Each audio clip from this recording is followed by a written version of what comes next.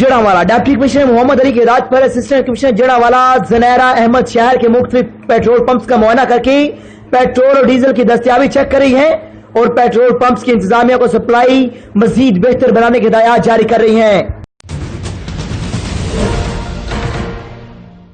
Islamabad supreme court ने वफाकी हुकूमत को कोरोना वायरस के फैलाव को रोकने के लिए कानून साजी की हिदायत कर दी। चीफ जस्टिस पाकिस्तान गुलजार अहमद की सरबराही में सुप्रीम कोर्ट की 4 रुकनी बेंच ने कोरोना वायरस अज खुद नोटिस केस की समाअत की।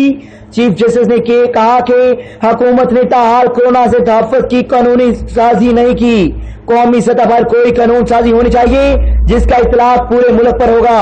मुल्क की तमाम अदारे काम कर सकते हैं तो पार्लियामेंट क्यों नहीं। चीन ने भी वबा से निपटने के लिए फौरी कानून बनाए। अटार्नी जनरल पाकिस्तान खालिद जवेल खान ने बताया कि वफाकी हुकूमत कोरोना वायरस के तहफ़्फ़ुज़ के इक़दाम कर रही है। SOPs पर अमल दरामद भी यकीनी बनाएगी।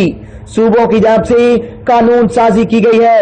वफाकी हुकूमत को भी कानून साजी की तजवीज़ दूंगा।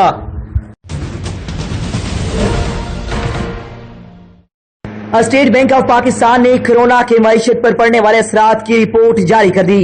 स्टेट बैंक के मुताबिक वबा से माशी सरगर्मियों का दायरा कार महदूद हुआ है। शॉपिंग मॉल्स, रेस्टोरेंट और दीगर अवामी मकामात कहीं जुज़वी कहीं मुकम्मल बंद हैं। रिपोर्ट में बताया गया है कि लॉकडाउन तक गैर यकीनी सूरत हाल बरकरार रहेगी। ताहम आम हालात में कुदरती आफात के असरात तजदीदी व बहाली के बाद मामूल पर आते हैं।